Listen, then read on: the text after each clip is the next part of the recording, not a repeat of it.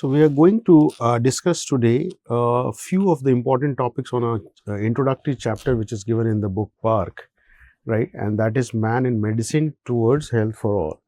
So, we don't have to read in detail about the different, medicine like Indian medicine, Chinese medicine, Mesopotamian medicine, Greek medicine, Egyptian medicine, but few of the topics are important. And what I will do, and it's important to understand three main things. One is health for all. There was a famous slogan which is still prevailing, health for all. Second is MDG, and third is SDG. We are in the era of SDG. 2030 is the last is the year when it will end. So, we'll try to see how MDG, SDG, and before that health for all, and the important landmarks in public health, in community medicine, in health sector was there. And before that, what I'll do, so you have to understand, you get questions on sanitary awakening also. Now, please try to, you get a short notes in your UG exam also on sanitary awakening, right? And what is this sanitary awakening? As the word says, people got awakened for the sanitary thing, right? So, this happened in England in mid 19th century. What happened? England during those days, industrial revolution was at the peak. Now, industrial revolution of 18th century resulted into development definitely, but it also resulted into havoc in the sense that the filthy things, the garbages, the waste product was thrown here and there, and proper sanitation was not there. So, industrial revolution in 18th century caused a havoc. What happened in the sanitary awakening word, as the words we understand. So, in London, what happened in United Kingdom, London, the mean age at death during those days was reported to 44 years for the gentry and professionals, and 22 years for working class. 44 years for the professional class and 22 years for the working class. So, people were dying much earlier than what was expected. And during those days, there was also cholera epidemic, great cholera epidemic. So, the industrial revolution in the of 18th century caused the havoc. What did they do? They did that the mean age in London, the death of people was 44 years for working professional class, gentry class, and 22 years for working class. Means, so those who were in working class used to die at 22 years average. And those who were in professional class, they used to die at 44 years. And there was a cholera epidemic also. Now, so what the United Kingdom did, there was a person called Edwin Chadwick. He investigated why people are dying at the age of 22 or at the age of 44 years, right? Then he came that, okay, the sanitary conditions of the people who are working, laboring population in Great Britain, was not good, and he prepared, Edwin Chadwick prepared a report on sanitary condition. This report recognized that filth was a man's greatest enemy. And then with this concept, with this understanding, they began an anti-filth crusade, right? Anti-filth crusade. And that is called Great Sanitary Awakening, just because Edwin Chadwick investigated the reason behind this, people dying at very early age, working class 22 years, professional class 44 years, and then he prepared a report and he came out to one reason that, okay, filth is the main reason, and let's develop and let's make an anti-filth crusade, and that is called sanitary awakening. And this sanitary awakening led to an establishment of Public Health Act of 1848. Very important, student. Public Health Act 1848, right? Now, so that was all about sanitary awakening. It's important short notes you get on this, possibly MCQ also you can get. We all know father of public health. Please remember, father of public health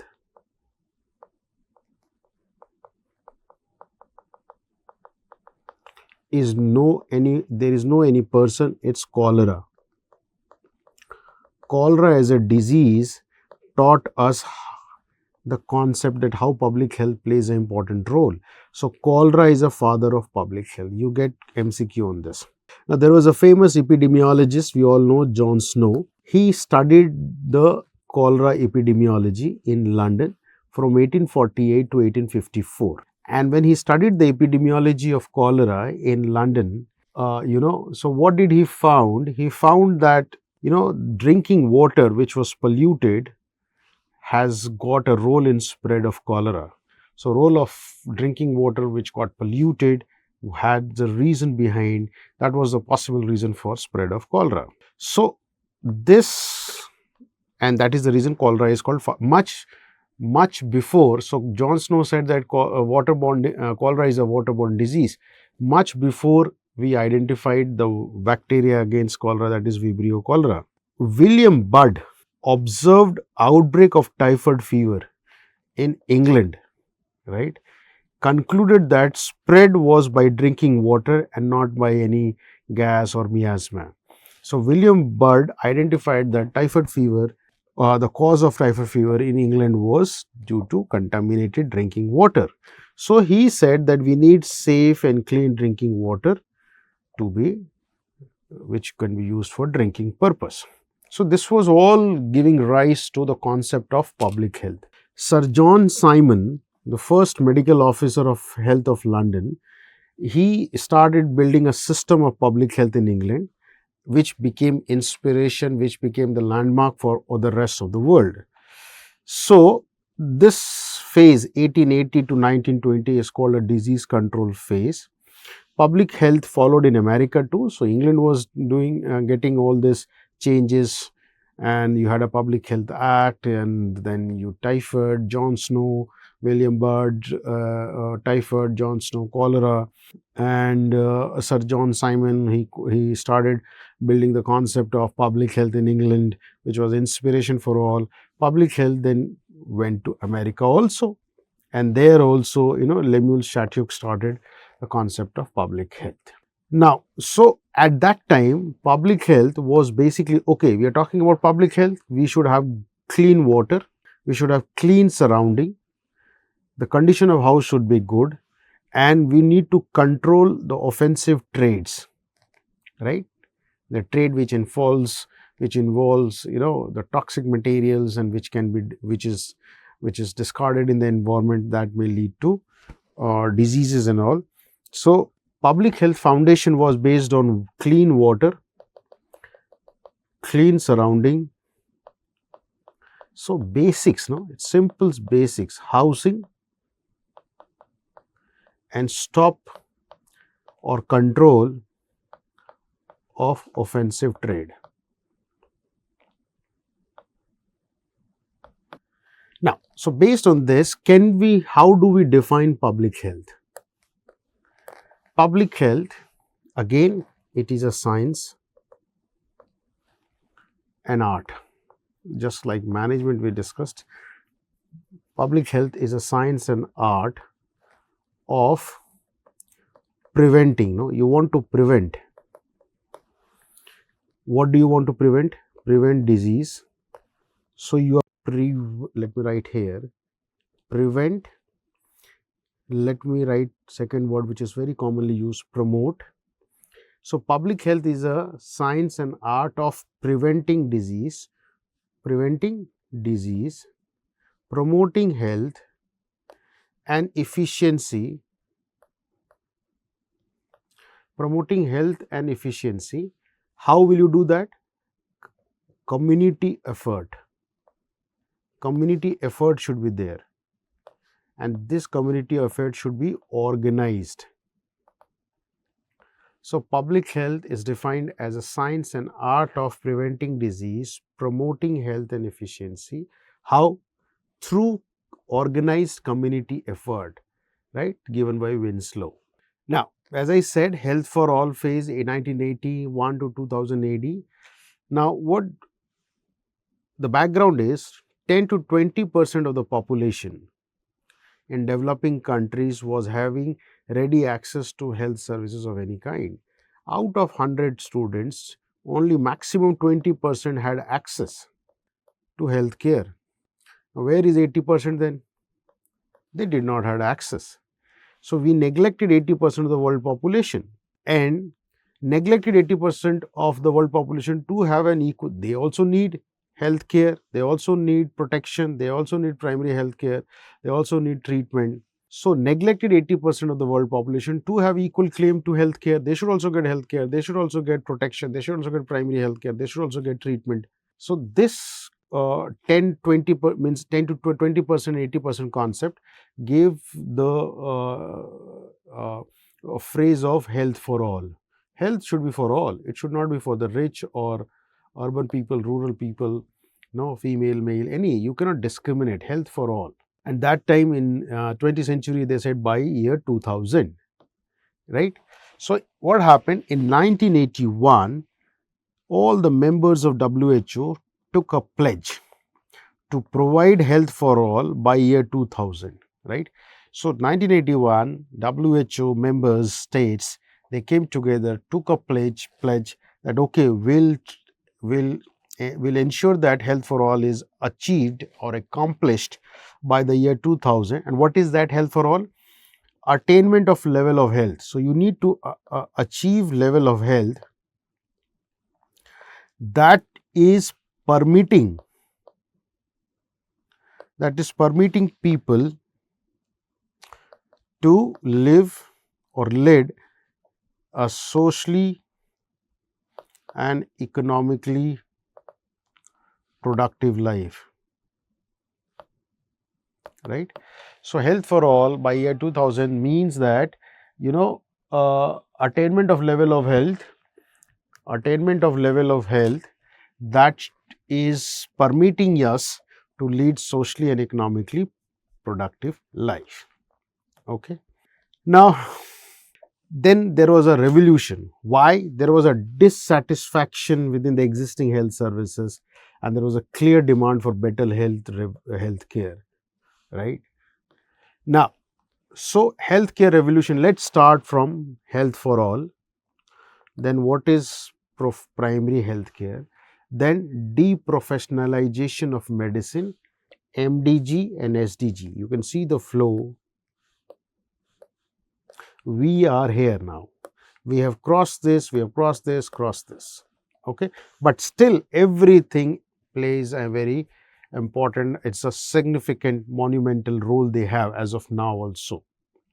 Now, health for all, try to understand. 30th World Health Assembly in 1977, right, you don't have to remember the years, stated that the social target of government and WHO in coming decades should be. So, in 1977, the World Health Assembly, which is the parliament of WHO, and every year May we have discussed in international health, every year in the month of May there is World Health Assembly. Now, 30th World Health Assembly in 1977, they said that every government should have a target, that is social target, and that should be achieved in coming decades. What is that social target? Again the same concept, attainment by all citizens. So, all citizens of the world, not only any country or any state or any districts, all citizens of the world by year 2000 should attain a level of health which can permit them to lead socially and economically productive life. The same thing concept, same concept. and this led to the international objective for health for all. So, the concept was attainment of a level of health that will permit every citizen of the world to lead socially and economically productive life. So, this concept from 1977 started blooming, and then this health for all concept by year 2000 came, and this was the social goal of all government, right. So, health for all, two perspectives. Now, WHO's objective realization, that is attainment by all people the highest possible level of health, right. Okay, as a minimum. So, that was realization of WHO objective. WHO objective is attainment of level of health, which is permitting us to, permitting us to lead socially and economically productive life, means highest possible level of health. Minimum, as a minimum, what? All people in all country should have at least such a level of health that they are capable of working productively and participating actively in social life, right. So, WHO objective is attainment of highest possible level of health, but minimum, make sure that you are providing minimum level of health which can make people to live socially, achieve socially and productive life. They should have socially and economically productive life. So, health for all means, can we eliminate malnutrition, elimination of ignorance, water supply, contaminated water supply diseases, unhygienic housing. So, the basic things: remove malnutrition, remove ignorance, remove the disease caused by water supply, contaminated water supply, remove unhygiene housing and others.